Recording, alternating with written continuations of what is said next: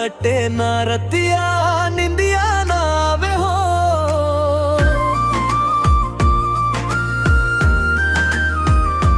ओ तोहरे नाम के चूड़ी हथवा में सजवले बानी, दिलवा में बसल बाड़ू जान से प्यारे हो।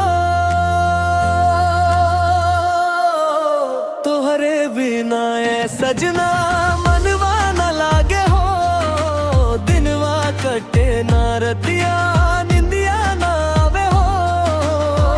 तोहरे बिना ए सजना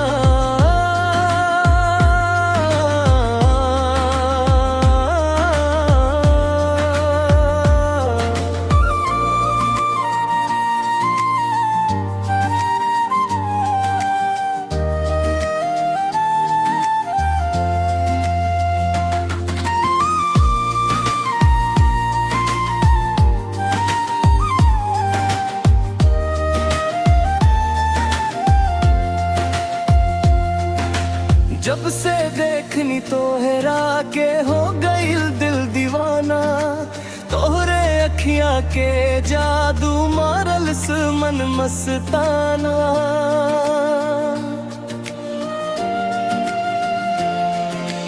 दिन गोर धान काल तोहर लगे गुलाब के फूल, हंसी तोहार जान लेवे बोले जैसे कोयल कुल। चांद भी मुखड़ा देख के हम तो पागल हो जानी, तोहरा नजरा फेंक के। आजा नजदीक सजनवा बाहों में समा जा, ए है दिल के धड़कन में अपना नाम लिखा जा। तोहरे बिना ए सजना मनवा न लागे हो, दिनवा कटे ना रतिया निंदिया ना आवे हो।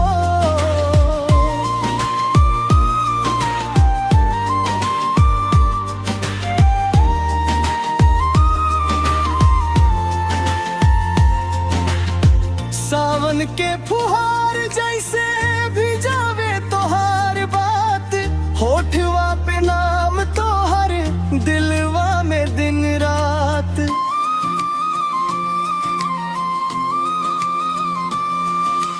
गाँव के गली गली में चर्चा बा प्यार के, हमरा से जुड़ गईल बा सपना संसार के।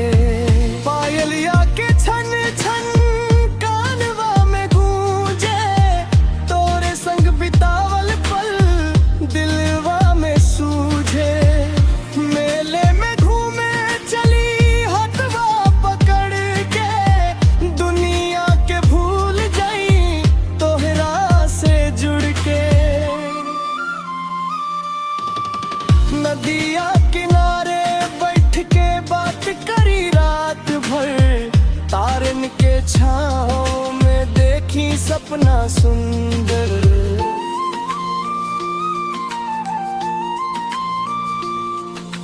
माथे के बिंदिया तो हर लागे लाल सितारा, तोहरे बिना सुना लागे ई दुनिया सारा। रुपया ना धन चाही ना चाही महल अटारी, बस तू साथ रह जान जिंदगी हो जाई प्यारी। जन्म जन्म के साथिया बन जा हमार रानी, तोहरे खातिर सजनी दे दे रुजानी। तोहरे बिना ए सजना